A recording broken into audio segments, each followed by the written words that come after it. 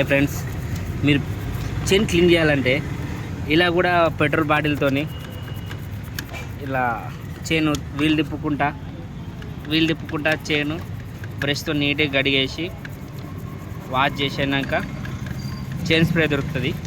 ఆ chain spray కొట్టామనుకో ఈ FZ without chain covers ఉంటాయి వీటిని ఇలా చైన్ క్లీనింగ్ ఇలా చేసేయాలి. తర్వాత చైన్ స్ప్రే చేసి సరిపోతుంది.